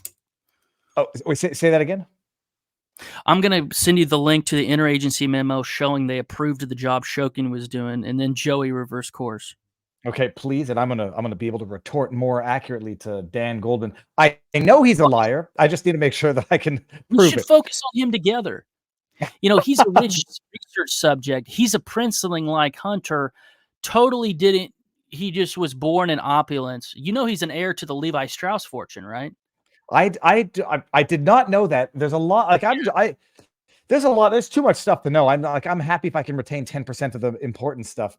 Not just I hate liars, and I hate liars who Schiff was the one. I hate liars who then invoke their minority status to pretend to be victims. So when Schiff invokes his being Jewish and then claims anti-Semitism, that's where I get a little. That's where it rubs a nerve the wrong way on me. It's just like everybody who criticized Soros as a Jew hater. Then it's so ridiculous. I know. And I don't know, like when they do that, and then I say when I get in trouble with the days, just so you know, Garrett, I'm Jewish. It drives me nuts because that's the very type of conduct that exacerbates and foments anti-Semitic sentiment. A dude acts like the scum of the earth and then says, "Don't attack me, I'm Jewish." That's anti-Semitism. That's what makes anti-Semitism. Oh, so now Goldman, I don't know that he's pulled the card yet, but it reflects poorly on everybody. But he's a pathological liar. He is, and he's more handsome than Schiff, and he's taller, and Americans like television, and so I think he'll have even a bigger impact than shitty Schiff. Oh, he comes out and says the Devin Archer's testimony says exactly the opposite of what Republicans say. It says you're a flipping liar is what term, right? He said he just gave the illusion of access. That was the first term that I pressed Control F on when the transcript released. I said illusion. It's like that was what Goldman said, not Hunt or not Devin. Amazing. This has been eye-opening, blackpilling, a little depressing, but I think at the end of the day, knowledge is power. Garrett, we'll stay. I'm going to hit end broadcast, and then we're going to be just the two of us. Thank you very much. This has been amazing. You are welcome back. Oh no! First of all, I'm like I don't even want to make the joke. I wanted to make sure it was legal for me to have that before I read it. I was like, am I allowed looking at this? All genitalia is covered, but we also don't redact anything more than that. Like it just the penis or other genitalia is covered. It was a dirty read. You feel dirty. I mean, some of it there was again a little bit more detail than I'm going to retain, but it's everybody should read it. Everybody should know. Just like you retain your 5 good hard points that you can just give to people. Some of them won't want to accept it, but they won't be able to say they didn't know about it. So, Garrett, anytime, come back on. We'll talk about details, and you can enlighten everybody. Okay, thank you. I'm going to put your links up there. Stick around. We'll say our proper guys. Locals, enjoy the day. I will see you Sunday night.